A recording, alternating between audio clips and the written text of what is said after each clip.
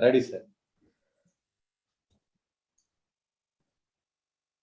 Suresh sir, ready, sir. Okay. Live ready, sir. Okay, start చేసేద్దామా? Yes, sir. Okay, friends, welcome to all. We know that today's lecture is on the Limitation Act 1963, which is useful to the JCJ exams as well as Assistant Public Prosecutor exams. So, ఈరోజు మన speaker గారు వచ్చి గజ్జల వెంకటరెడ్డి గారు, practising at Rangareddy courts, Hyderabad. Sir గురించి మనం తెలుసుకోవాలంటే ఆయన 93లో నుంచి ప్రాక్టీస్ చేస్తున్నారు. ఆంధ్రప్రదేశ్లోని వైజాగ్లో ఆయన లా కంప్లీట్ చేశారు. అప్పటి నుంచి కూడా మన రంగారెడ్డి కోర్ట్స్లోనే ప్రాక్టీస్ చేస్తున్నారు. ఆయన ఏంటంటే హిందూ సక్సెషన్ యాక్ట్, ఈ లిమిటేషన్ యాక్ట్ మీద మంచి గ్రిప్ ఉన్నది. చాలా సంవత్సరాలుగా ఆ రెండింటి మీద అడ్వకేట్స్కి క్లాసులు చెప్తున్నారు, యాజ్ వెల్ యాజ్ స్టూడెంట్స్కి, జేసీజే ఆర్ ఏపీపీ ఇలాంటి ఆస్పిరెంట్స్ కూడా ఆయన క్లాసులు చెప్తున్నారు. ఆ విధంగా ఆయన ఈ సబ్జెక్ట్స్ మీద బాగా గ్రిప్ ఉన్నటువంటి న్యాయవాది. ప్రత్యేకించి మనం లాయర్ గారి గురించి చెప్పుకోవాల్సింది ఏంటంటే ఆయన సర్వీసు, సోషల్ సర్వీసు బాగా చేస్తారు. ఇప్పుడు మన రంగారెడ్డి కోర్టులో లాయర్స్ కలెక్టివ్ ఛాంబర్ అని అది ఒకటి స్టార్ట్ చేశారు ఫస్ట్. దాంట్లో జూనియర్స్కి ఎవరైనా వచ్చి ఏదైనా సహాయం కావాలంటే లీగల్ అడ్వైజ్ ఇవ్వటమే కాకుండా మరి వాళ్ళ ఫ్యాక్ట్స్ని బట్టి ఆయన సూట్ మొత్తం రెడీ చేసి ప్రింట్లు కూడా తీసిస్తారంటే ఇప్పుడే శాంసన్ గారు చెప్పారు. మరి ఆ విధంగా ఆయన ఎక్కడా లేని విధంగా చాలా సర్వీస్ ఓరియంటెడ్తో ఎప్పుడు వందలాది మంది జూనియర్ అడ్వకేట్స్కి ఆ విధంగా సర్వీస్ చేస్తూ నిరంతరం బిజీగా ఉంటారు. ఈ విధమైనటువంటి సర్వీస్ అసలు మనం ఎక్కడా చూడం. సో రెగ్యులర్గా ఈ ఛాంబర్స్లో వచ్చి జూనియర్స్ వాళ్ళందరూ ఎంటైర్ తెలంగాణ నుంచి వచ్చి ఆయన దగ్గర సర్వీస్ తీసుకుని వెళ్తుంటారు. సో ఆయనకి థ్యాంక్స్ చెప్పుకుంటూ మన క్లాస్ని స్టార్ట్ చేయవలసిందిగా రిక్వెస్ట్ చేస్తున్నాం. Thank you so much, sir. Thank you for my introduction. And in fact, we have started with a junior forum in Rangareddy courts, and subsequently we came together, several friends came together and started Chamber of Lawyers Collective, through which we are doing service at our level best, because we are also sufferers at the during the junior practice, and we also know about the difficulties of the juniors, and as such we are trying our level best to serve our co-advocates and junior advocates and also senior advocates. And okay, now the given topic to me is Limitation Act. Limitation Act is one of the acts that is covered under the APPO exams. We have also completed recently our program for the junior advocates, that is who are aspirants of the assistant public prosecutors, and also earlier we have also given coaching, free coaching to the magistrate aspirants also. So this subject is covered both in civil and criminal. But as far as criminal practice, Telugu కూడా mix చేయండి sir. Telugu అందులో limitation act కొంచెం complicated కదా, రెండు mix చేయండి. Okay. So ఈ limitation act అనేది కూడా సివిలే కాకుండా క్రిమినల్ లో కూడా ఇంపార్టెంట్ రోల్ ప్లే చేస్తుంది. కాకపోతే దాదాపు ఒక 95% సివిల్ ప్రాక్టీస్ కవర్ చేస్తుంది. క్రిమినల్ దగ్గరికి వచ్చేసరికి మనకు ఒక రెండు ఆర్టికల్స్ లో ఇది కవర్ చేస్తుంది, 114 and 115. ఇక ఇదే కాకుండా what are the traces of these limitations in other acts, ఇంకా అదర్ యాక్ట్స్ లో ఇంకేమైనా వీటి ట్రేసెస్ ఏమైనా ఉన్నాయా, ఇంకా లిమిటేషన్ సంబంధించి ఎక్కడన్నా ఉన్నాయా? కేవలం మనం సిఆర్పిసి లిమిటేషన్ యాక్టే కాకుండా స్పెషల్ యాక్ట్స్ కొన్ని ఉన్నాయి. స్పెషల్ యాక్ట్స్ లో ఎక్కడన్నా లిమిటేషన్ గురించి ఏమన్నా ఉందా, అది కూడా కంపల్సరీ అడిగే అవకాశం ఉంటుంది. కాకపోతే అన్ని సబ్జెక్ట్స్ తో సహా ఈ లిమిటేషన్ యాక్ట్ కూడా కవర్ అవుతుంది దీంట్లో. కానీ దీనికి దాదాపు 2 marks or 3 marks it carries, I think, in these exams. So even in spite of that, as an advocate, whether he is doing civil practice or criminal practice, he must know about the provisions of Limitation Act. Let us cover what are the provisions that are available in the Limitation Act for the use of the criminal practice. Criminal practice దగ్గరికి వస్తే limitation act విషయానికి వస్తే limitation act 1963 came into force. Prior to that, there was another act, that is Limitation Act 1908. 1908 Act amendment just to 1963 Act came into force. It is consisting of 32 sections and also one schedule. Schedule లో civil appeals కు, applications కి plus criminal appeals, civil appeals కి సంబంధించిన limitation ఇచ్చారు. మనం కనుక ఈ limitation act లో ఎక్కడ కూడా వేరే ఇతర ప్రొవిజన్స్ పక్కన పెడితే షెడ్యూల్ దగ్గరికి వస్తే article 114, 115 very important role it plays. 114 ఏమని చెప్తుంది? Appeal from orders of acquittal. ఒకవేళ ఒక క్రిమినల్ కేసులో ఒక అక్యూజ్ అంటే ఎక్విటల్ అయినట్టయితే లిమిటేషన్ ఎంత ఉంటుంది? దానికి 90 days ఉంటుంది అని చెప్తుంది. అదే కనుక ఆర్టికల్ 115కి వెళ్తే డెత్ సెంటెన్స్ కనుక సెషన్స్ కోర్టు ఇచ్చి ఉంటే అది 30 days లో, సెషన్స్ కోర్టు కావచ్చు, హైకోర్టు కావచ్చు, 30 days limitation period was given. అదే కాకుండా ఇన్ అదర్ ఆస్పెక్ట్స్, అదే సుప్రీంకోర్టుకి వెళ్ళాలని అనుకుంటే దాని లిమిటేషన్ 60 days ఇచ్చారు. అది కాకుండా మనం let us go to 468 of CRPC. CRPC 468కి వస్తే ఏమని చెప్తుంది? 468 clause 2 deals with the limitation. Criminal case ఏదైనా ఒక అఫెన్స్ జరిగింది, సరే ఒకవేళ కంప్లైంట్ ఇవ్వడం లేట్ అయింది, ఎందుకు లేట్ అయింది? ఒకవేళ కంప్లైంట్ ఎఫ్ఐఆర్ రిజిస్టర్ కావడం లేట్ అయితే what was the fate of that complaint అనే విషయం అనేది, that is a different aspect. కానీ ఒక అఫెన్స్ జరిగిన తర్వాత ఇండియన్ పీనల్ కోడ్ మొత్తం మీద కూడా ఎన్ని రోజులలో కంప్లైంట్ ఇవ్వచ్చు?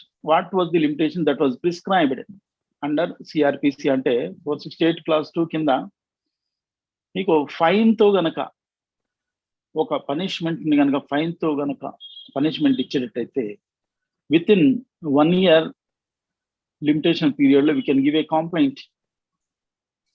If we are prevented from any force for not giving that complaint within a prescribed time, within at the first instance, within 1 year we can give complaint to the police or we can file private complaint.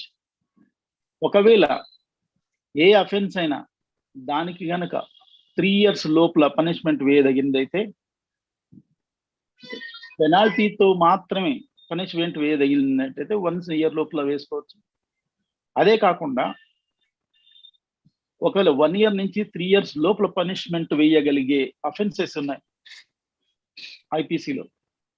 అప్పుడు ఎంత ఇవ్వచ్చు, ఎంత limitation లో మనం case వేసుకోవచ్చు. With in 3 years we can give a complaint, we can file a private complaint, or we can give any report to the police. Upon that they can act upon it, and it is valid in the eye of law. So there is no bar if it is filed within 3 years, if the punishment is prescribed within 3 years. ఒకవేళ 3 years కంటే ఎక్కువ punishment ఉంది అనుకుందాం, ఏ offence లోనైనా, ఏ offence అయినా జరిగింది, ఐపీసీలో ఉన్న ఏ sections లోనైనా సరే 3 years కంటే ఎక్కువ పనిష్మెంట్ వేయదగే కేసులలో పనిష్మెంట్ ఎప్పుడు ఇవ్వచ్చు కంప్లైంట్ అంటే లిమిటేషన్ లేదు అని చెప్తుంది. అంటే we can give complaint at any point of time in spite of that the 3 years is passed, because the punishment is more than 3 years. So 1 year దాటి 3 years లోపల పనిష్మెంట్ వేయదగే ఏ కేసులోనైనా సరే విత్ ఇన్ 3 years లో మనం complaint move చేసుకోవచ్చు, బారేం లేదు. ఒకవేళ fine తో మాత్రమే వదిలేయదగిలే కేసులలో అట్లాంటి అఫెన్స్ కనుక చేసి ఉంటే విత్ ఇన్ 1 year లో, 3 years కనుక దాటి ఉంటే there is no limitation at any point of time. ఒక మర్డర్ కేసు ఉందనుకోండి, ఆ మర్డర్ కేసు విషయం 3 years తర్వాత తెలిసింది ఎవరు మర్డర్ చేశారనే విషయం, అప్పుడు కూడా కంప్లైంట్ ఇవ్వచ్చు. అప్పుడు కూడా టైం దాటిపోయింది, లిమిటేషన్ బార్ అయిపోయింది అని చెప్పేసి ప్లీ తీసుకునే అవకాశం అదర్ సైడ్కి లేదు. అంటే అక్యూజ్డ్కి లేదు, నేను తీసుకోను అని చెప్పే అధికారం పోలీస్ వ్యవస్థకు కూడా లేదు. These are the traces in the CRPC regarding the limitation aspects. Let us come to DVC. Domestic violence ki kuda criminal case kinki vastundi kada, quasi civil quasi criminal. So దీనికి అంత ఎప్పుడు ఇచ్చుకోవచ్చు అని అంటే settle లా ఉంది. ఈ settle లా ప్రకారంగా with in 1 year from the date of offense, ఒక women was tortured by her husband and came to her parents' house. What was the prescribed time to file a DVC, to move a DVC before the concerned court or competent court of law? That was prescribed 1 year. Let us come to the NI Act, Negotiable Instrument Act దగ్గరికి వద్దాం. Negotiable Instrument Act లో చాలా very typical act. ఎందుకంటే ఇది very టెక్నికల్గా ఉంటుంది. ఏమాత్రం technicality తప్పితే ఆ టెక్నికాలిటీ మీద ఎగిరిపోతుంది కేసులు, మనం చూస్తున్నాం. సో దీంట్లో ఏమని చెప్పారు, ఫస్ట్ యాక్ట్ స్టార్ట్ అయినప్పుడు we have to present the check under 138 of NI Act. The check has to be presented at the initial stage. Within 6 months it has to be presented. Now it was reduced to 3 months. This check has to be presented within 3 months, and after bouncing of that check we have to issue notice to the other side within 30 days. 30 రోజుల లోపల మనం notice ఇవ్వాలి other సైడ్కి. Other సైడ్కు notice ముట్టింది అనుకుందాం, మరి అక్యూజ్డ్కి ఎంత time ఇవ్వాలి, 15 days time ఇవ్వాలి. That was also prescribed in 138 NI Act. The 15 days తనకి ఇచ్చిన తర్వాత, if there is no reply, even though in spite of there is a reply కూడా వచ్చింది అనుకుందాం, లేదు అనుకుందాం, if the notice is served or refused or anything else that was occurred, within how much time, within how much prescribed time we have to move a private complaint under 138 NI Act. మనకు within 30 days from the date of receipt of notice ముట్టిన తర్వాత 15 days ఇస్తాం. 15 days conclude అయిన తర్వాత with in 30 days లో మనం NI Act complaint move చేస్తాం. ఈ లిమిటేషన్ ఏమాత్రం అటు ఇటు అయినా మన కంప్లైంట్ మీ అఫెన్స్ చేసింది అనుకోండి, చేయలేదు, వేరే డిఫరెంట్ ఆస్పెక్ట్, ఈ టెక్నికాలిటీ మీద ఎగిరిపోతుంది. మనం come across several cases of Supreme Court and High Court that if a limitation is barred, if any limitation is not taken into consideration, if we overlooked any prescribed period, that was prescribed under 138 NI Act, automatically the case will be ended with acquittal. So these are the limitation aspects that are covered under NI Act. అదే కాకుండా 138 ఈ negotiable instrument act లో ఇంకో aspect ఏముందంటే 2002 వరకు, అంటే మీకు గుర్తుండి ఉంటుంది, సిపిసి వాజ్ అమెండెడ్ ఆన్ 1/7/2002. ఏమని అమెండ్ అయింది? There were several changes were brought about in the CPC. ఏమని? ఆర్డర్ 38 రూల్ 4 వచ్చింది, ఆర్డర్ 38 రూల్ 5 ఉంది ఆల్రెడీ. 4లో ఏమన్నారు? చీఫ్ అఫిడవిట్ వేసుకోవచ్చు, కమిషన్ అపాయింట్ చేయించుకోవచ్చు, ఇట్లాంటి చేంజెస్ ఎన్నో వచ్చాయి సిపిసిలో. ఎప్పుడైతే వచ్చిందో అట్లాంటి చేంజెస్ సిపిసిలో, ఇది క్వాజీ సివిల్ క్వాజీ క్రిమినల్ కాబట్టి ఎన్ఐ యాక్ట్లో ఇక్కడ అఫిడవిట్ కూడా వేసుకోవచ్చు అనే కొత్త ప్రొవిజన్ క్రియేట్ అయింది ఎన్ఐ యాక్ట్లో. అదే కాకుండా ఇంకొక కొత్త ప్రొవిజన్ ఏమి యాడ్ చేశారు? 142 clause B లో we can file a petition for condoning the delay if the delay is caused in filing a complaint. Prior to that, there was no such a chance to the complainant to file 138 NI Act complaint before the court of law. And we had left with an option to go for civil remedy alone prior to 2002. 2002 amendment వచ్చిన తర్వాత we can move even if we are prevented from a reasonable cause. మనం చెప్తామే ఇప్పుడు section 5 of Indian limitation act civil లో పనికి వస్తుంది, criminal లో పనికి వస్తుంది. సెక్షన్ 5 కాకుండా స్పెషల్ ప్రొవిజన్, స్పెషల్ యాక్ట్ కాబట్టి స్పెషల్ ప్రొవిజన్ ఒకటి క్రియేట్ చేశారు 142 clause B కింద. అంటే లిమిటేషన్స్ ఏవయ్యేది ఎలాగా స్పెషల్ గా ఇది ఒకటి క్రియేట్ చేశారు కాబట్టి 142 clause B కింద if you move a petition, you can save the limitation. If it is the petition is allowed, your complaint will be registered. So these are the very important aspects that are to be looked into in special acts. ఇంకా మనం CrPC చూసాం, limitation act చూసాం. Limitation act లో civil కావచ్చు, criminal కావచ్చు, దానికి సంబంధించిన కొన్ని ట్రేసెస్ ఉన్నాయి. మనం సెక్షన్ 3 కనుక చూసినట్టయితే బార్ ఆఫ్ లిమిటేషన్ ఎప్పుడు బార్ అవుతుంది? లిమిటేషన్ ఈ ప్రిస్క్రైబ్డ్ పీరియడ్ ఏదైతే ఉందో ఈ షెడ్యూల్లో ఉంది. ప్రిస్క్రైబ్డ్ పీరియడ్ ఇచ్చారు, ప్రతిదానికి ఒక ప్రిస్క్రైబ్డ్ పీరియడ్ ఇచ్చారు. ఆ ప్రిస్క్రైబ్డ్ పీరియడ్ కనుక దాటిపోయినట్టయితే లిమిటేషన్ బార్ అయిపోయినట్టుగానే భావించాలి. కానీ ఆ తర్వాత లిమిటేషన్ బార్ అయ్యే మూమెంట్లోనే విత్ ఇన్ టైంలో కనుక ఒక సూట్ వేసుకోకపోయినా, ఒక కాంప్లైంట్ మూవ్ చేయకపోయినా, ఒకవేళ కోర్టు క్లోజ్ అయింది అనుకోండి, కోర్టు క్లోజ్ కావచ్చు, లేకపోతే any specific reason for which any holiday is declared by the local court, అట్లాంటిది కనుక ఏమైనా సరే మన దగ్గర ఎవిడెన్స్ ఉంటే, if the limitation period is ending on which the court is closed, on the next working day you can file, you can move in a suit or complaint, or your limitation will be saved. So coming to ఒకవేళ criminal complaint అనుకున్నాం, criminal complaint కావచ్చు, ఒక offence జరిగింది, ఒక offence జరిగిన తర్వాత మనం complaint ఇచ్చే లోపుగా మనకి ఏదైనా డిజేబిలిటీ వచ్చింది, సూట్ కావచ్చు, క్రిమినల్ కంప్లైంట్ కావచ్చు, దానికి ఏదైనా ఒక లీగల్ డిజేబిలిటీ ఉన్నట్టయితే ఆ లీగల్ డిజేబిలిటీ సీజ్ అయ్యే వరకు లిమిటేషన్ సేవ్ అవుతుంది.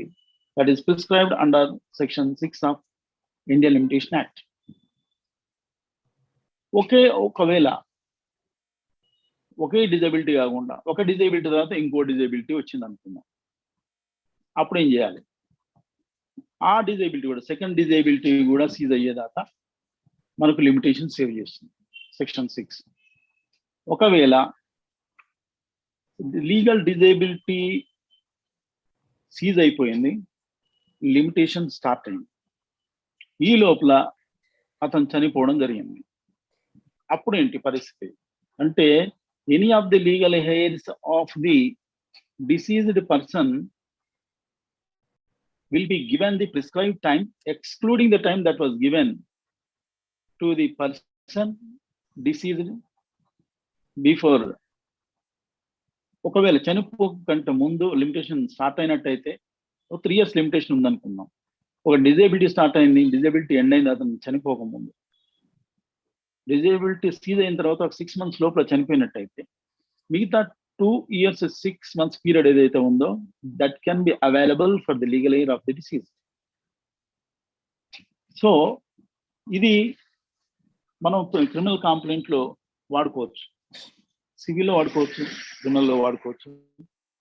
And section 5 of Indian limitation act వస్తే మనకు తెలుసు, as a practising advocates section 5 limitation act గురించి మనకు ఏదైనా సరే ఒక డిలే జరిగినట్టయితే, ఒక ఆర్డర్ 9 రూల్ 9 పిటిషన్ కావచ్చు, సెట్ అసైడ్ పిటిషన్ కావచ్చు, if we are prevented from moving any application or appeal, then we can file this petition for the seeking for the relief of condonation of delay.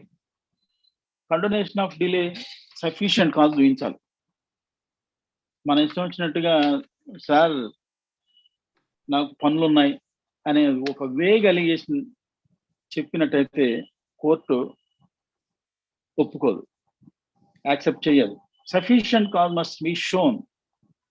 ఏదైనా disability ఉందా, అట్లాంటిది ఏమైనా prevent చేసిందా, health grounds కావచ్చు, any other ground which can be reasonable, which can be convinced by the court of law.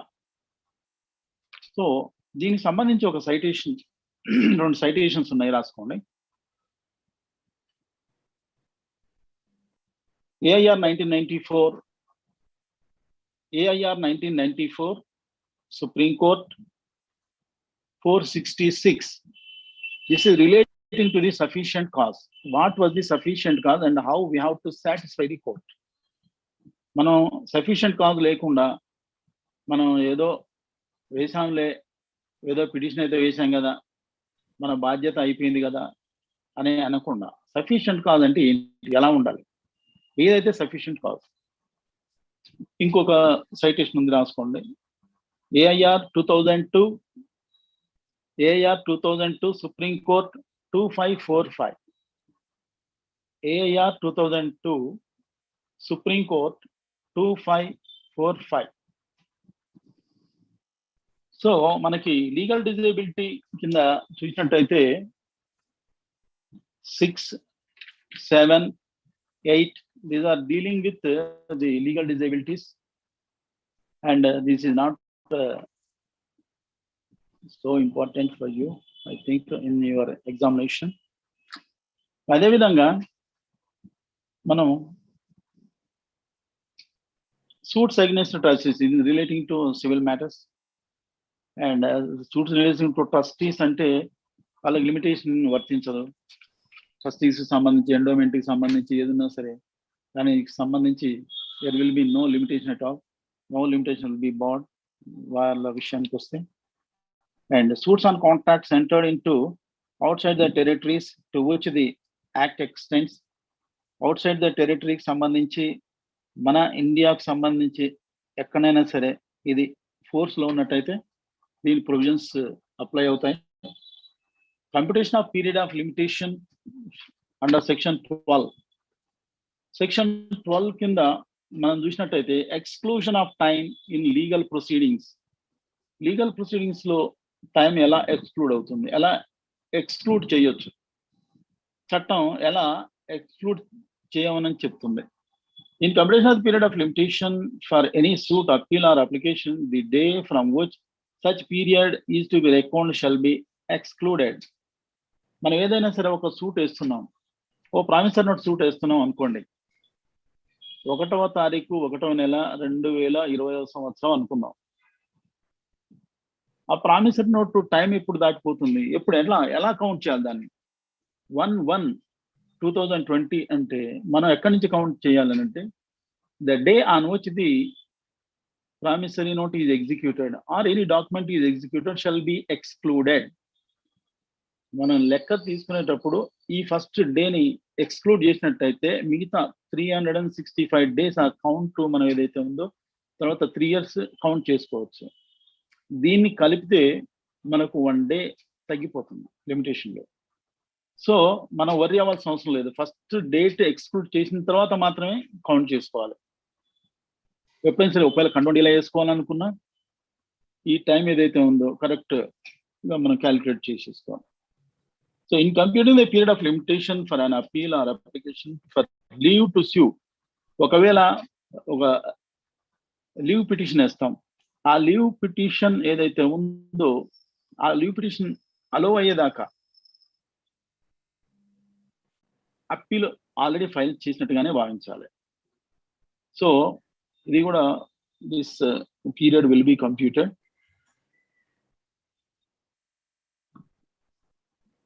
ఒకవేళ ఏదైనా సరే ఒక ఆర్డర్ వచ్చినట్టయితే ఒక ఆర్డర్ మీద అప్పీల్కి వెళ్ళాలి మనం. అప్పుడు దానికి లిమిటేషన్ ఏముంటుంది?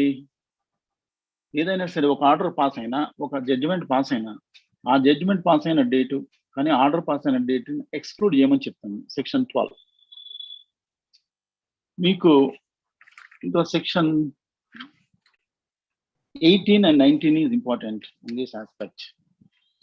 సెక్షన్ 18 దగ్గరికి వస్తే అక్నాలెడ్జ్మెంట్ అంటే ఏంటి? ఇది చాలా ఇంపార్టెంట్ రోల్ ప్లే చేస్తుంది. Acknowledgement of in writing. ఏదైనా అగ్రిమెంట్ ఆఫ్ సేల్ కావచ్చు, any other document is executed, దాని ఎఫెక్ట్ అక్నాలెడ్జ్మెంట్ అంటే విత్ ఇన్ టైంలో with in prescribed time we have to perform hour contract అని రాసుకుంటారు. కానీ ఎప్పుడైతే ఇద్దరు కలిసి మళ్ళీ ఇంకో అగ్రిమెంట్లోకి ఎంటర్ అవుతారో అక్కడి నుంచి మళ్ళీ period will be commenced. The date of limitation will be extended from the date on which the another agreement is entered into. మనం ఒక ప్రొవిజన్ గుర్తు తీసుకోవచ్చు. Section 62 of Indian contract act, novation of contract. If any second agreement, another agreement, subsequent agreement is entered into, the previous agreement is deemed to be waived. Previous agreement waive అయిపోయి కొత్త అగ్రిమెంట్లోకి enter అవుతుంది. అక్కడి నుంచి మళ్ళీ limitation start అవుతుంది. So ఒకవేళ ఈ acknowledgement చేసే సమయంలో ఎక్కడన్నా చిన్న పొరపాటు జరిగినట్టయితే దాన్ని ఓరల్ ఎవిడెన్స్, దాని సర్కమ్స్టాన్షియల్ ఎవిడెన్స్తో దాన్ని ఫిలప్ చేయొచ్చు అని కూడా కొంత వెసులుబాటు ఇస్తుంది యాక్ట్. ఇక మనకు రెగ్యులర్గా టచ్లోకి ఉండే ఈ ప్రొవిజన్ సెక్షన్ 19. అక్నాలెడ్జ్మెంట్ ఏదైతే ఉందో ఏమంటాడంటే డెట్ గురించి మాట్లాడతాడు. ఇప్పుడు ప్రామిసరీ నోట్ ఉంది. Promissory note limitation is 3 years under article 19 of Indian limitation act. ఒకవేళ లిమిటేషన్ కనుక కంప్లీట్ 3 years కంప్లీట్ అయ్యేలోగా ఒక 1 month ముందు, ఒక 10 days ముందు కనుక ఎంతో కొంత అమౌంట్ కనుక పే చేసినట్టయితే డెట్టారు, ఆ డెట్టార్ ఏం చేస్తాడు? ఎండార్స్మెంట్ చేస్తాడు. బ్యాక్ సైడ్ కావచ్చు, లేకపోతే స్పెషల్ పేపర్ కావచ్చు. I have paid, I am agreeing, I am admitting the liability under the so and so promissory note amount, and I am hereby agreeing to repay this amount subsequently, and now I am paying so and so part payment అని చెప్పేసి రాసి ఆ date రాసి సంతకం పెట్టినట్టయితే ఆ date నుంచి మళ్ళీ 3 years నుంచి కాదు, ఎక్కడైతే ఇక్కడ మీరు గమనించాల్సింది ఏంటంటే ఎక్కడి నుంచి అయితే ప్రామిసరీ నోట్ అక్నాలెడ్జ్మెంట్ స్టార్ట్ అయిందో అక్కడి నుంచి స్టార్ట్ అవుతుంది మళ్ళీ 3 years. అంటే ఇది 3 years కంప్లీట్ అయిన తర్వాత మళ్ళీ 3 years సేవ్ అవ్వదు. 1 month ముందు కనుక ప్రామిసరీ నోటు లిమిటేషన్ కంప్లీట్ అయ్యే ముందు కనుక ఎండార్స్మెంట్ చేసినా, లేకపోతే 2 months ముందు ఎండార్స్మెంట్ చేసినా, again you can get the 3 years of time from the date of acknowledgement. So that is saving. That limitation is saving under section 19 of the Limitation Act. This is very important aspect that can be taken into consideration in our practice, in our civil practice especially. And coming to the important aspects of the Indian Limitation Act, acquisition of ownership by possession. మీరు గనక easement act కనుక చూసి ఉంటే, చదివి ఉంటే, easement act లో section 15, 16, 17 cover అవుతాయి. ఈ లిమిటేషన్ యాక్ట్ గురించి చెప్తారు. Same sections are repeated in this limitation act because it is pertaining to the limitation. So ఇక్కడ ఏమంటాడంటే సెక్షన్ 25 లో, if any air or water course or any other easement is enjoyed by a person. మనం ఇక్కడ ఒకటి గుర్తుపెట్టుకోవాల్సింది ఏంటంటే, dominant owner, servient owner. Dominant owner means the person who is using the property of the servient owner for the purpose of beneficial enjoyment of the property of the dominant owner. The dominant owner కి అవసరం పడింది, ఈ సర్వియంట్ owner ప్రాపర్టీని use చేసుకుంటున్నాడు.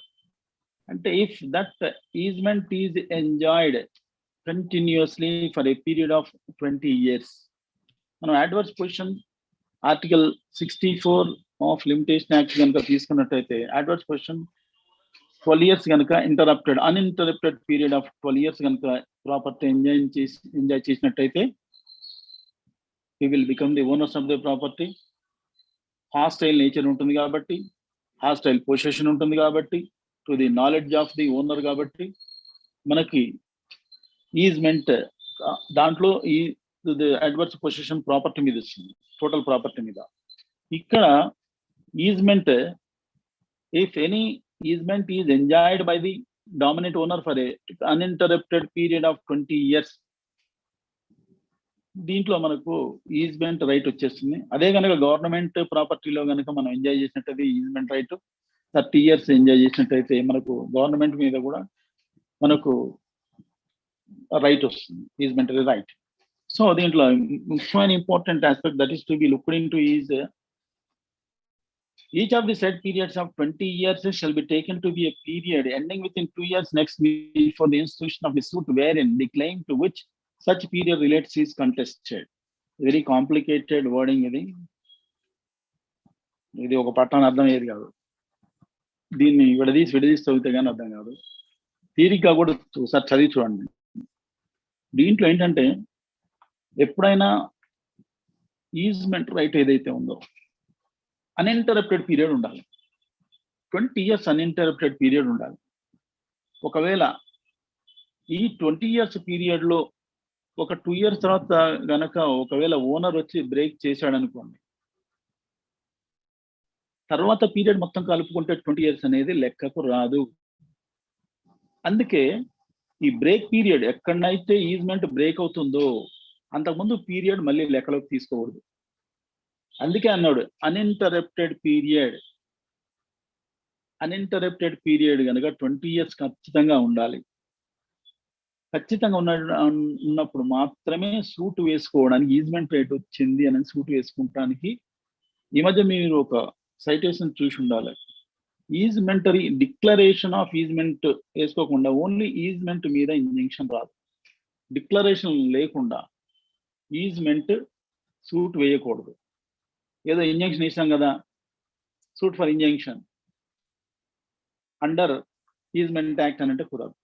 Declaration, declare the plaintiff is perfected his title by way of easementary right by way of prescription. అక్కడ article 64కి వస్తే prescription 12 years అవుతుంది. ఇక్కడికి వస్తే సెక్షన్ 25కి వస్తే section 25 of easement this limitation act కావచ్చు, సెక్షన్ 15 ఆఫ్ ఈజ్మెంట్ యాక్ట్ కావచ్చు. మనకు కనుక 20 years అన్ఇంటరప్టెడ్ పీరియడ్ ఉంటేనే తప్ప మనకి ఈజ్మెంట్ పర్ఫెక్ట్ కాదు. అయితే అన్ఇంటరప్టెడ్ పీరియడ్ ని మాత్రమే తీసుకోమని చెప్పాడు. ఎక్కడన్నా బ్రేక్ పీరియడ్ ఉంటే ఆ బ్రేక్ పీరియడ్ ముందున్న పీరియడ్ తీసేయండి. ఆ తర్వాత పీరియడ్ని లెక్కలోకి తీసుకోండి సూట్ వేసేటప్పుడు అని చెప్పేసి చెప్తుంది ఈ సెక్షన్ 25 సబ్ సెక్షన్ 2. సో అదేవిధంగా గవర్నమెంట్ అగెన్స్ట్ కూడా మనకి ఈజ్మెంట్ రైట్ రావాలనంటే we have to wait for 30 years if you enjoy this easement right for a period of 30 years, that then we can get, we will be perfected by way of adverse possession by for easement rights. అదే గనక exclusion in favour of reversioner of servient tenement, దీంట్లో section 16 easement act చూసినట్టయితే same correlated. దీంట్లో ఏమంటాడు, where any land or water upon over or from which any easement has been enjoyed or derived has been held under or any or by virtue of any interest for life or in terms of years exceeding 3 years from granting thereof, the time of the enjoyment of such easement during the continuance of such interest or term shall be excluded in the computation of the period of 20 years. In ఇక్కడ మనం చెప్పుకున్నట్టుగా ఎక్కడైతే ఒకవేళ owner గనక అంటే third పార్టీకి ఎవరికైనా ఇచ్చినట్టయితే ఆ పీరియడ్ ఎక్స్క్లూడ్ చేయండి, చేసిన తర్వాత తను ఎంజాయ్ చేసే పీరియడ్ మాత్రమే లెక్కలోకి తీసుకోవాలి. ఇది section 16 of limitation easement act కూడా ఈక్వలెంట్ ఉంది. అదేవిధంగా extinguishment of right to property. Right to property ఎప్పుడు ఎక్స్టింగ్విషన్ అవుతుంది, ఎప్పుడు కంక్లూడ్ అయిపోతుంది అంటే at the determination of the period hereby limited to any person for instituting a suit for possession of any property, his right to such property shall be extinguished. అని చెప్పుకున్నట్టుగా ఈ total period ఏదైతే ఉందో articles లో షెడ్యూల్లో ఇచ్చిన articles ఏదైతే ఉన్నాయో దాని ప్రకారం కనుక టైం బారైపోయినట్టయితే ఆ ప్రాపర్టీకి సంబంధించిన రైట్ పోతుంది అని చెప్తాడు. అదేవిధంగా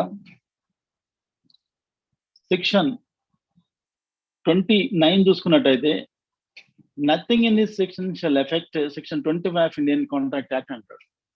ఇక్కడ కూడా మనం important aspect that is to be looked into is that section 25 ఏం చెప్తున్నాడు, ఇండియన్ కాంట్రాక్ట్ యాక్ట్ కన్సిడరేషన్ కనుక లేకపోయినట్టయితే దానికి సంబంధించిన ఇన్స్ట్రుమెంట్ వాయిడ్ అవుతుంది. Without consideration the document will become void. అదేవిధంగా ఒక డెట్ ఉంది అనుకోండి, 3 years టర్మ్ దాటిపోతుంది, దాటిపోయిన తర్వాత దానికి సంబంధించి రైట్ ఎక్స్టింగ్విష్ అయిపోతుంది. ప్రామిసరీ నోట్స్ తీసుకోండి, 3 years దాటితే దాని లైఫ్ అయిపోతుంది. కోర్టుకు వచ్చి అవునండి తీసుకున్నాను, నేను డబ్బులు ఇవ్వను, ఏం చేయమంటారు అని అడిగితే మనం చేసేది ఏం లేదు. ఎందుకంటే 3 years లిమిటేషన్ ఈజ్ బార్డ్. కానీ 3 years బార్ అయిన తర్వాత కూడా మనకు రైట్ వచ్చే ప్రొవిజన్ ఒకటి ఉంది. అదే section 25 of Indian contract act. దాంట్లో టైం బార్డ్ డెట్ ఏదైతే ఉందో కోర్టులో నిలబడదు, కానీ టైం బార్డ్ డెట్ కూడా కోర్టులో నిలబడాలి అని అంటే సో అండ్ సో డబ్బులు మీరు ఇచ్చారు, నేను ఇవ్వవలసి ఉంది, దానికి టైం బార్ కూడా అయిపోయింది, కానీ నేను ఇవ్వవలసి ఉంది ఇస్తాను అని చెప్పి కనుక ఒక అగ్రిమెంట్ కనుక రాసినట్టయితే that holds good, and upon that we can file a suit against that person if he has not fulfilled his promise.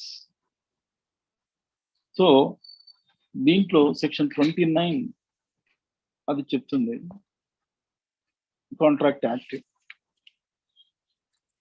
But ఈ లిమిటేషన్ సేవింగ్ లో these are the very very important aspects.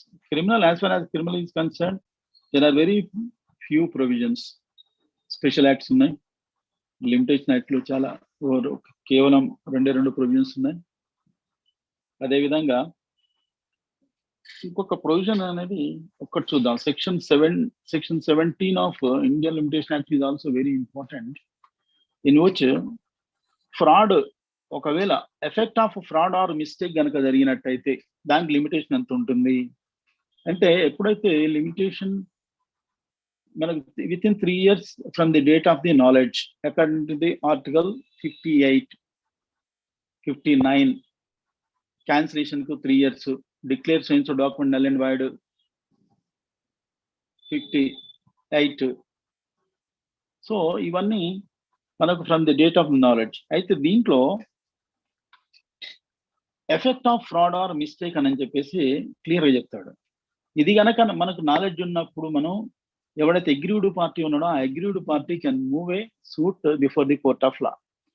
దాంట్లో ఇంకోటి ఏం చెప్తాడంటే proviso, fraud ఒకవేళ fraud గనక చేసి మనకు గనక అమ్మితే, ఒకవేళ మనం గనక ఫ్రాడ్ లో గనక పార్ట్ కాకపోతే మనకు మన మీద సూటు వేయడానికి వీల్లేదు.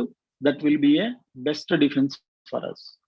అది మిస్టేక్ కొని ఉండొచ్చు, లేకపోతే మనం ఫ్రాడ్ లో పార్ట్ కాకుండా, అంటే ఎవడైనా ఒకడు వచ్చి ఓ ప్రాపర్టీ అమ్మేస్తాడు, మనకు తెలియక కొంటాం, మనం బిల్డింగ్ కట్టేసుకుంటాం. లేదు ఒక డాటర్స్ ఉన్నారు, సన్స్ ఉన్నారు, ఒక హిందూ సక్సెషన్ యాక్ట్ తీసుకుందాం. Daughters, sons, there must be a partition among us them, but that was not partition. ఆడపిల్లలు ఎప్పుడు కూడా రావట్లేదు ఇంటికి, వాళ్ళ ఊర్లో చాలా మందికి తెలియదు. లేదు కొత్త వాళ్ళు వచ్చారు, ఊరికి కొత్త వాళ్ళు వచ్చారు, కొన్నారు ఆ ప్రాపర్టీ. కొన్న తర్వాత సిస్టర్స్ వచ్చారు, మాకు హిందూ సక్సెషన్ యాక్ట్ ప్రకారంగా మాకు రావాలండి ప్రాపర్టీ కొనుక్కున్నాడు, తోట వేసుకున్నాడు అనుకుందాం. దాంట్లో ఎన్ని సంవత్సరాలు ఎంతో ఎంతో టైం, ఎంతో మనీ స్పెండ్ చేశాడు, టైం స్పెండ్ చేశాడు. అదే కాకుండా ఒక ప్రాపర్టీ తీసుకున్నాడు, హౌస్ ప్రాపర్టీ తీసుకున్నాడు, బిల్డింగ్ కట్టేసుకున్నాడు. అప్పుడు వచ్చేసి సూట్ వేసుకుంటే నడుస్తుందా? అప్పుడు ఏమైనా ప్రొటెక్షన్ ఉందా అంటే అండర్ సెక్షన్ 17 కింద మనకు క్లియర్ గా ప్రొటెక్షన్ అవ్వదు. ఎందుకంటే he is not the part of the fraud because he came from outside. He doesn't know about the relation, whether there was no partition affected pertaining to the property that is going to be purchased by him. అట్లాంటిది ఏమైనా ఉంటే fraud లో గనక ఒకవేళ తెలిసి కొంటే fraud లో భాగమే. కాబట్టి you will become the sufferer. You will not be given any punishment, any immunity. You will be punished and the property will be partitioned. So mistake kuda ante. In the case of mistake has been purchased. In the case of mistake has been purchased for valuable sale consideration. Double ichi konnadu, valuable sale consideration subsequently to the transaction in which the mistake was made by a person who did not know or have reason to believe that the mistake had been made. అలా mistake తెలియక చేశాడు, valuable sale consideration pass అయింది, కాబట్టి he will be protected in the I of law. So ఉన్నది కదా ఒక right అని చెప్పేసి మాకు ఇవ్వవలసిందే, మా పార్టీషన్ మాకు ఇవ్వాల్సిందే. అట్లాంటి సందర్భాలలో ఊర్లలో మనకు వచ్చే సూట్లలో ఇట్లాంటి సఫరర్స్ చాలా మంది ఉన్నారు. So he will not fraudster. So he will be protected under the eye of law. దీనికి సంబంధించి ఒక సైటేషన్ కూడా ఉంది, రాసుకోండి. 2001 బ్రాకెట్ లో 130 ELT 404, 2001 part 130 ELT 404 and another citation 1992 in bracket 58 ELT 435 Bombay High Court. So మనం ఎంతసేపటికి స్ట్రైట్ గా ఉండే కేసెస్ లో గెలుస్తాం, ఓకే. కానీ ఇట్లాంటి సందర్భాలలో వాళ్ళ రైట్ వాళ్ళు అడిగారండి, తప్పే ఉందండి, కంపల్సరీ మీరు వాళ్ళ ప్రాపర్టీలో పార్టీషన్ కాకుండా ఎలా కట్టేసుకున్నారండి, ఇల్లు పడగొట్టాల్సిందే, ఇవ్వాల్సిందే అని అంటే ఎంతో సఫర్ అవుతారు. He was a genuine person and he doesn't know anything while he was purchasing the property. So he will be protected under the eye of law. So మనం అసిస్టెంట్ పబ్లిక్ ప్రాసిక్యూటర్స్ కి ముఖ్యంగా చెప్పుకోవాలనంటే మనకు ఉన్న traces ఏదైతే ఉన్నాయో, BVC and NI act and Article 14 and 15 of Limitation Act. ఇవి important. These are to be looked into. So ఇంతకంటే ఎక్కువ ఇంకా మనకు ఏపీపీలో కనిపించు నాకు తెలుసు. సో ఇంకేమైనా క్వశ్చన్లు ఏమైనా ఉన్న, ఇంటరాక్షన్ ఏదన్నా ఉంటే చూద్దామని. You are most welcome. Sir ఆ సైటేషన్ ఒక్కసారి మళ్ళీ రిపీట్ చేయరా? ఇప్పుడు చెప్పిన లాస్ట్ చేస్తున్నాను సార్, చేస్తున్నాను. 2001 బ్రాకెట్ లో 130 130 సార్ ELT ELT 404. రెండో సార్ 1992 బ్రాకెట్ లో 58 ELT 435 బ్రాకెట్ లో బాంబే హైకోర్ట్. దీంట్లో మనకు చాలా అంటే ఫ్రాడ్, ప్రతిదాని ఫ్రాడ్ అంటారు సార్. కాబట్టి we can be, this genuine person can be protected under the eye of law, under this provisions and under these citations.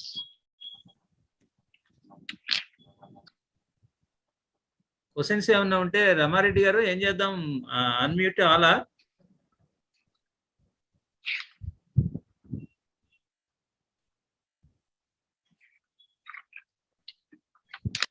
Okay, అందరిని అన్మ్యూట్ చేద్దాము. ఓకే సార్, చేస్తున్నాం sir.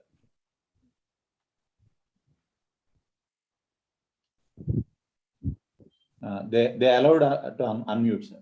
Yes, Okay. now all of you are allowed to unmute. So if any questions are, please ask.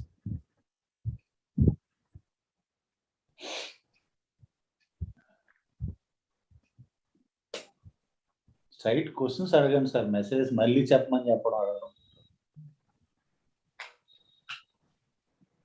Section 6 అంట sir ఒకసారి.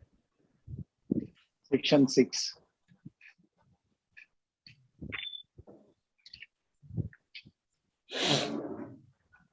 Legal disability అండి.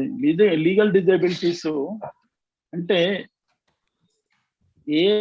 ఎట్టి పరిస్థితుల్లో ఒక genuine person right to deprive అవ్వకూడదనే ఉద్దేశంతో పెట్టిన ప్రొవిజన్ సెక్షన్ 6. ఒకసారి I will read out, please listen.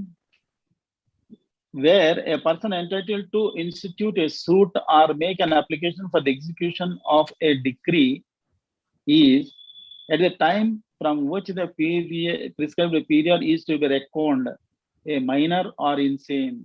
ఒకవేళ సూట్ వేయాల్సిన పరిస్థితులలో అతను సూట్ వేయాలనుకునేవాడు మైనర్ అయి ఉన్నా, ఇన్సేన్ అయి ఉన్నా, అంటే మతిస్థిమితం లేకపోయినా, ఆర్ అన్ ఇడియట్ అంటే మీకు అర్థం తెలుసు. He may institute the suit or make the application within the same period after the disability has ceased.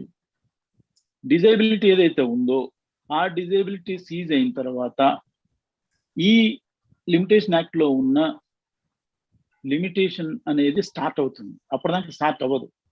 So minor కావచ్చు, ఇన్సేన్ కావచ్చు, ఇట్లాంటి సందర్భాలలో ఆ డిజేబిలిటీ ఏదైతే ఉందో సీజ్ అయిన తర్వాత మాత్రమే the limitation period commence to run. అయిపోయింది. As would otherwise have been allowed from the time specified therefor in the third column of the schedule. షెడ్యూల్లో థర్డ్ కాలంలో ఏదైతే ఉందో, ఇంకా ఏ ఇతరులకైనా సరే ఇవ్వవలసిన టైం ఏదైతే ఉందో ఎలా ఇస్తారో అలా ఇతనికి అవైలబిలిటీలో ఉంటుంది మైనారిటీ సీజ్ అయిన తర్వాత. దాంట్లో సబ్ సెక్షన్ 2కి వస్తే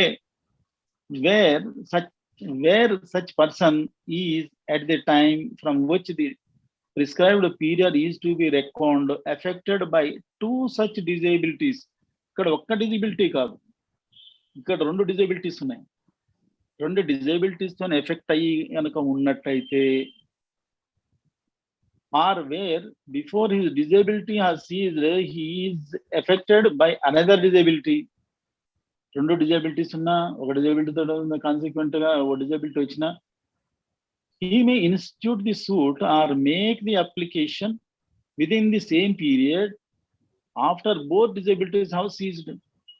ఆ 2 డిజేబిలిటీస్ సీజ్ అయిన తర్వాత మాత్రమే మళ్ళీ అతనికి ఇవ్వాల్సిన టైం ఏదైతే ఉందో అది చెక్కు చెదరకుండా అలాగే ఉంటుంది. That can be make use of after the disabilities, the 2 disabilities have been ceased. ఇది నెంబర్ 3కి వస్తే subsection 3, where the disability continues up to the death. ఈ డిజేబిలిటీ ఇలా కంటిన్యూ అవుతా ఉంది, చనిపోయేదాకా అవుతుంది. Up to the death of that person, his legal representatives may institute. ఆయన జీవితం మొత్తం డిజేబిలిటీ ఉంది, చివరికి ఆయన చనిపోయిండు, ఆయన డిజేబిలిటీ సీజ్ అయిద్దేమో అని చెప్పి చూశారు, డిజేబిలిటీ సీజ్ అవ్వలేదు, చనిపోయాడు. అప్పుడు ఎవరికి ఉంటుంది రైట్? అయిపోతుందా, తనతోటే ఎక్స్టింగ్విష్ అయిపోతుందా లిమిటేషన్? కాదు. His legal representatives may institute the suit are make the application within the same period after the death as would otherwise have been allowed from the time so specified. అందరికి ఏ విధంగానైతే time period ఎలా ఇస్తుంటారో, ఇతను చనిపోయిన తర్వాత చనిపోయిన ఉండే legal age కూడా అదే టైం వస్తుంది. అంటే టైం ల్యాప్స్ అవ్వదు, అతని టైం అతనికే ఉంటుంది అని చెప్తుంది. అదే సబ్సెక్షన్ 4కి వస్తే, wear the legal representatives referred to the subsection 3 is at the date of the death of the person whom he represents affected by such disability, the rules contained. ఒకవేళ లీగల్ రిప్రజెంటేటివ్ ఒక అతను ఉన్నాడు, అతనికి కూడా disabilities ఉన్నాయి, అతనికి కూడా ఈ వాజ్ ఎఫెక్టెడ్ విత్ డిజేబిలిటీ, అప్పుడు కూడా ఏమవుతుంది మళ్ళీ సబ్సెక్షన్ 1 సబ్సెక్షన్ 2 అతనికి కూడా అప్లై అవుతుంది. ఇంకో సబ్సెక్షన్ 5 ఉంది, దాంట్లో ఏమని చెప్తాడు, వేర్ ఏ పర్సన్, ఇక్కడ చూడండి, where a person under disability dies after the disability ceases. Disability start అయింది, అతను చనిపోయే ముందే డిజేబిలిటీ అయిపోయింది, అంటే మంచిగా అయిపోయాడు, చక్కగా అయిపోయాడు. But with in the period allowed to him, కానీ నేను అదే చెప్పాను, 6 months 3 years టైం ఉంది. అతను చనిపోయే ముందు 6 months ముందు ఆయన ఆరోగ్యం బాగైంది, ఆయన కోమాలో ఉన్న అతను బయటకు వచ్చాడు, పిచ్చోడు మంచోడు అయిపోయాడు, మతి స్థిమితం పోయింది, మంచిగానే ఉన్నాడు. ఆ టైంలో అతను చనిపోయే ముందు 6 months లోపల అతనికి టైం ఉంది, అతను సూట్ వేసుకోలేదు. మిగతా టైం ఎంత ఉంది? 2.5 సంవత్సరాలు ఉంది. అది ఎవరికి వస్తుంది? అది ఎవరికి అవైలబిలిటీలో ఉంటుంది ఆ time? Who will get that limitation? Where a person under the disability dies after the disability ceases, but within the period allowed to him under this section, his legal representative may institute the suit or make an application within the same period after the death as would otherwise have been available to that person had he not died. అతను 6 months disability seize అయిన తర్వాత 6 months అతను time use చేసుకోలేదు, అతను చనిపోయిండు. ఆ తర్వాత ఒకవేళ బతికుంటే ఇంకా 2.5 years వచ్చి ఉండేది. కానీ అతను చనిపోయినా, అతను చనిపోకపోతే ఎంత టైం అయితే తీసుకొని ఉండవచ్చో అతని లీగల్ రిప్రజెంటేటివ్ కూడా అదే టైం వస్తుంది. అంటే ఏంటి, 6 months లోపల చనిపోయింది అతను, ఇంకా 2.5 years అతను అవైల్ చేసుకోవచ్చు. లీగల్ రిప్రజెంటేటివ్స్ ఆ మిగతా టైం 2.5 years వస్తుంది. This is the meaning of section 6 of Limitation Act. Any other question? Sir, section 18 లో where the writing contained the acknowledgement is undated అని ఉంది కదా సార్? అవును. సార్ ఇప్పుడు డేట్ డేట్ కన్నా చెప్పకపోతే అప్పుడు ఓరల్ ఎవిడెన్స్ తో మనం చెప్తే అది చెల్లుతుందని చెప్పారు కదా సార్ కోర్టు ముందర. Where the writing contain the acknowledgement is undated, oral evidence may be given.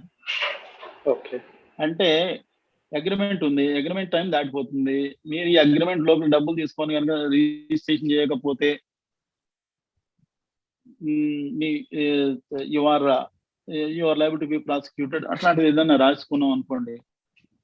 అది కాకుండా దాని కాంట్రరీగా ఇంకేమైనా కనుక రాసుకొని ఉన్నట్టయితే, అంటే మెమరాండమ్ ఆఫ్ అండర్స్టాండింగ్ లాంటిది ఏదైనా రాసుకున్నట్టయితే, అది డేట్ కనుక రాసుకోకుండా ఉండకపోతే, ఇట్లాంటి డేట్ రాసుకోకపోవడం అనేది మనం ఎక్కువ పల్లెటూరులో చూస్తుంటాం. అంతా రాస్తారు కానీ డేట్ మర్చిపోతారు.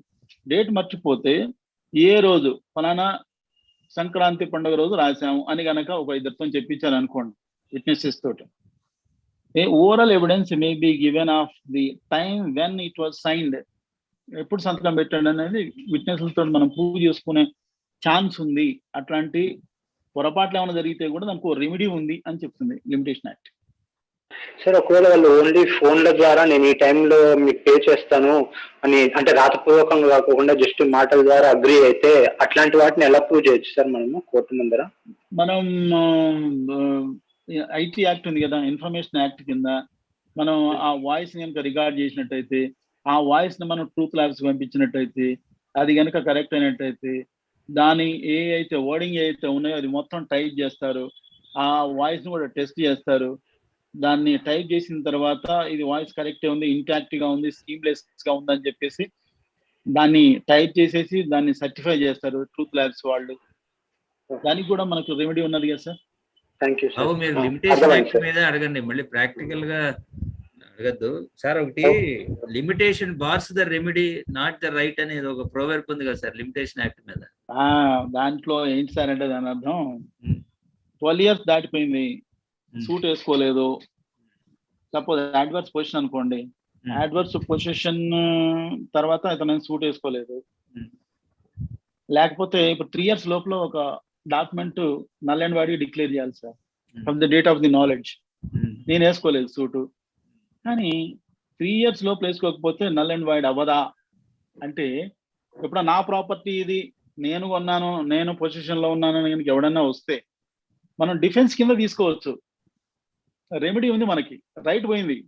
3 years లోపల మనం డిక్లేర్ చేయించిన డాక్యుమెంట్ నల్ అండ్ వాయిడ్ అని వేసుకోకపోతే ఆర్టికల్ 58 ఆఫ్ లిమిటేషన్ యాక్ట్ కింద మనం మళ్ళీ సూట్ వేయలేము. కానీ రెమెడీ ఉంది, so and so that is liable to be declared as null and void అప్పుడు అడగవచ్చు మీరు డిఫెన్స్ కింద. ఆ ప్రావర్బ్ దాని కిందకి వస్తుంది సార్. రెమెడీ పోయిందా రైట్ పోయిందా? రైట్ పోయింది కానీ రెమెడీ ఉంది. Sir proverb bars the remedy not right అని ఉంటుంది కదా. అంటే మీకు ఇక్కడ చూడండి, మీకు 3 years లోపల మీరు ఏదైతే ఉందో ఆ డాక్యుమెంట్ మీద రిలై అవ్వచ్చు. అంటే అతను ఏంటి, it is liable to be declared null and void, your document is invalid అని చెప్పేసి అనొచ్చు. దాని కింద చెప్పొచ్చు సార్ అది. Okay, next any other questions? Sir DVC 1 year అని ఎక్కడ ఉంది సార్ ప్రొవిజన్? అది సెటిల్ లా సార్, అది మీకు ఇంటిమేట్ చేస్తాను. సెటిల్ లా సంబంధించి నా దగ్గర అవైలబిలిటీ రెడీలీ అవైలబుల్ లేదు, ఇంటిమేట్ చేస్తాను, మీకు ఇన్ఫార్మ్ చేస్తాను అది సబ్సిక్వెంట్ గా. From the date of harassment knowledge అంటే ఎప్పుడైతే ఇన్సిడెంట్ జరిగిందో విత్ ఇన్ 1 year లో మాత్రమే డివిసి మూవ్ చేయాలి, లేకపోతే it is not valid and it will be dismissed. Next sir.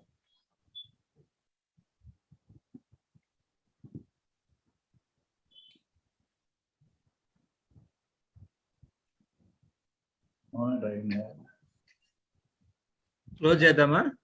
Hand raise ఏం లేవు సార్, హ్యాండ్ రైస్ లేవండి. సెక్షన్ 13 ఒక ఆయన అడుగుతున్నారు, నన్ను section 13. Section 13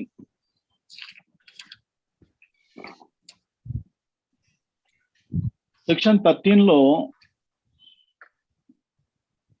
exclusion of time in cases where leave to sue or appeal is proper is applied for.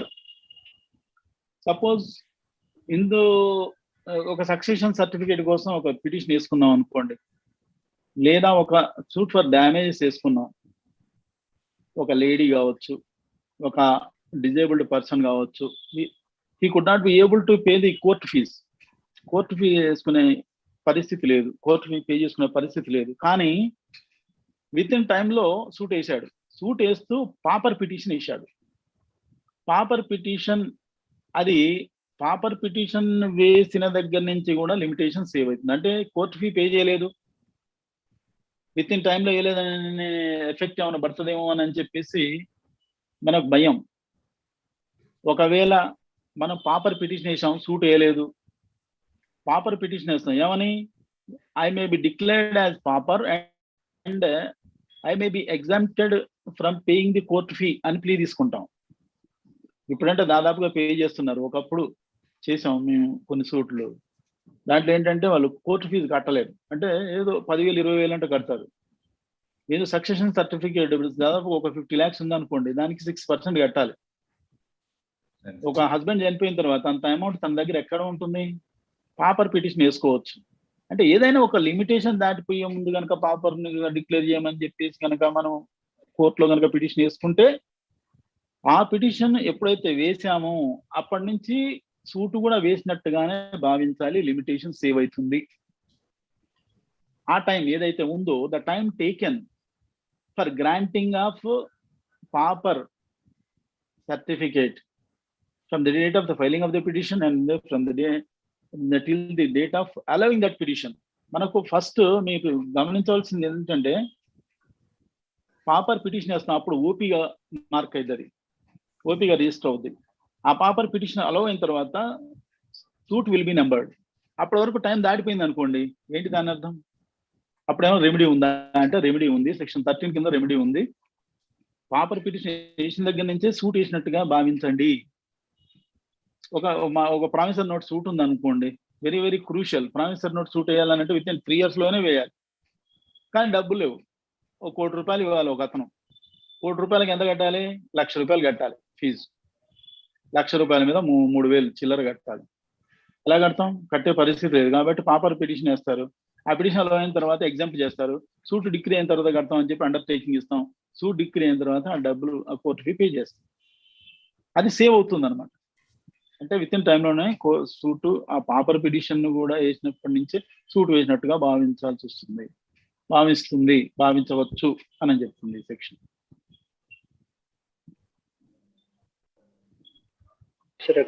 Sir ఒకసారి savings special లాకి limitation లాకి ఉన్న తేడాలు చెప్తారు సార్? సేవింగ్స్ ఒకసారి చెప్తారా సార్? సెక్షన్ 29.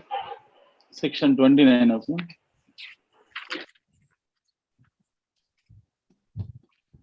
సెక్షన్ 29 ఫస్ట్ ఆ కాంట్రాక్ట్ యాక్ట్ 25 సేవ్ అవుతుంది.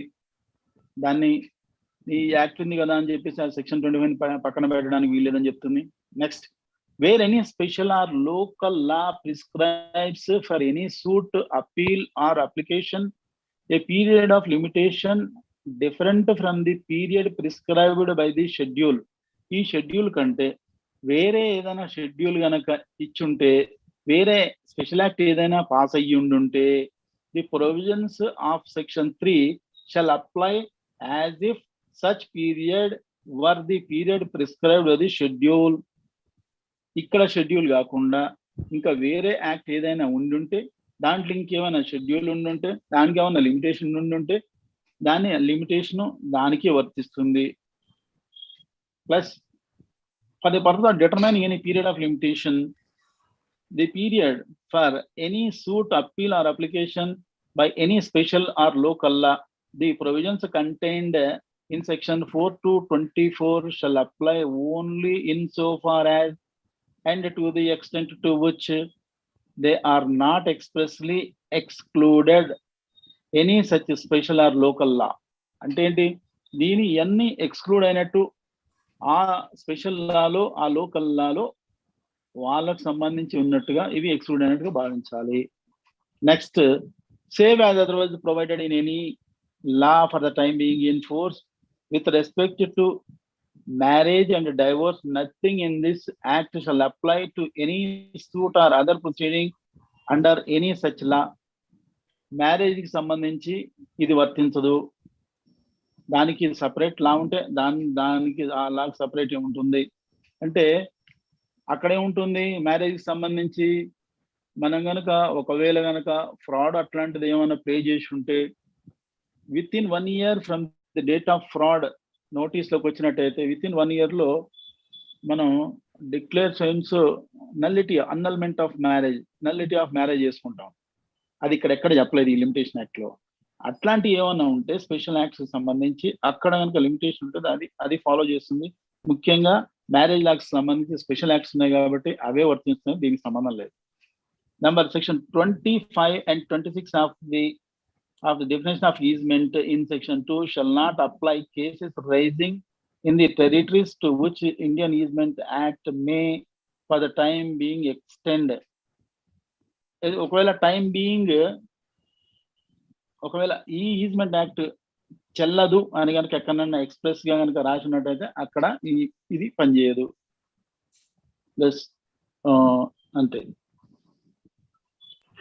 దీంట్లో clarity ఉన్నది కదా sir. Thank you sir. Welcome.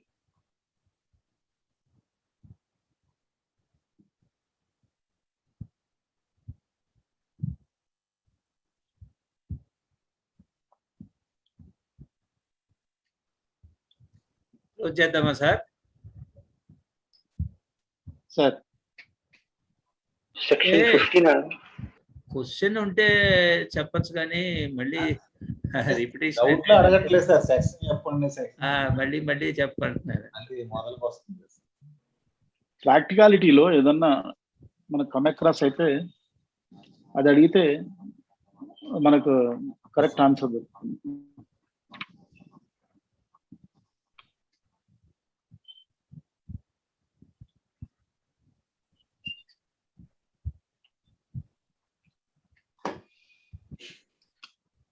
Okay sir. Thank you Venkatareddy గారు. మీరు కోర్స్ సర్వీస్ లోనే బిజీ ఉంటారు ఇప్పుడు. మళ్ళీ అంటే మళ్ళీ దీని అర్థం ప్రాక్టీస్ ఉండదు అనుకుంటారేమో కొంతమంది. ఇప్పుడు అదో పెద్ద సమస్య వస్తుంది. ప్రాక్టీస్ లో భాగం సార్ ఇది.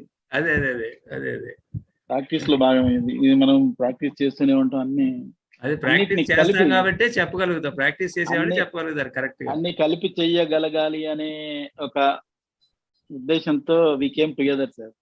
So we are having roaring practice for your kindly information. And also we are the good advisors, and also we are trying our level best to serve our co-brother advocates fraternity. That is our commitment.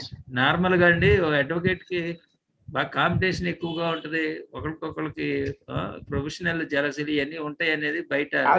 అది మీరు అన్నట్టుగా local ఏరియాలలో ఉంటాయి sir. మా హైదరాబాద్ లో ఉండకపోవచ్చు sir. ఎందుకంటే ఎవరి ప్యాకెట్ వాళ్ళకే ఉంటుంది. ఎవరికి సంబంధించి ఒక నా ప్రాక్టీస్ నేను హైదరాబాద్ వచ్చి 20 years అవుతుంది. నేను నా లోకల్ ఏరియాలో ఉండి 10 years, మొత్తం 30 years ప్రాక్టీస్ లో మా friends chamber of lawyers collective మొత్తం 8 మంది ఉంటారు sir. 8 chambers.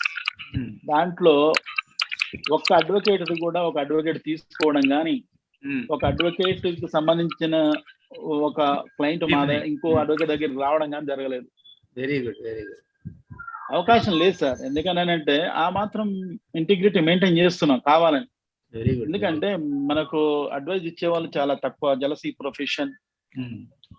We must take a dare step and exceptional step అనుకునే ముందుకు దిగాం. అందులో we are having some leftist background also from the beginning. Very good. So that's why we are doing. We have to do something to our profession and connection. Okay sir, thank you sir, thank you very much. మళ్ళీ ఇంకొక act లో Hindu succession act ఒకటి ఉంటుంది. Sure. You are most welcome. It is my lovely subject and favorite subject. Sir, good morning sir. Enrollment department లో మనకి combination jobs applications available ఉందా sir? Doubt అడుగుతున్నారు. Hello sir, good morning sir. Good morning, చెప్పండి. Parvati sir, ఇది enrolment department లో మనకి కంపల్సనేషన్స్ job application limited period లో ఉందా సార్? క్లియర్ గా లేదమ్మా, వాయిస్ గట్టిగా మాట్లాడు. క్లియర్ వాయిస్ లేదు. ఎండోమెంట్ అంటే చూడండి, ఒకటే ఎండోమెంట్ లో లిమిటేషన్ లేదు. సెక్షన్ 10 క్లియర్ గా చెప్తుంది. ఎండోమెంట్ కి సంబంధించిన ప్రాపర్టీస్ లో మనం ఎన్ని సంవత్సరాలు ఉన్నా వేస్తే అడ్వర్స్ పొజిషన్ రాదు. సెక్షన్ 64 అప్లికబిలిటీ లేదు. ఎన్ని సంవత్సరాలు ఉన్నా అక్కడ ఉండి బయటకు వెళ్ళబట్టి వెళ్ళిపోవాల్సిందే. ఇదే కాదు, ఏ చర్చ్ ప్రాపర్టీ కావచ్చు, లేకపోతే ఏదైనా వక్ఫ్ కు సంబంధించి ముస్లిం ప్రాపర్టీ కావచ్చు. Any property, if any property is occupied belonging to those properties, we will be evicted without any hesitation, without any getting any right. We cannot get any right. There is no adverse position for it. Okay, sir. Thank you, sir. Welcome. Thank you, sir. Thank you, one and all. Now the session is closed for the time being. Thank you. Thank you, sir.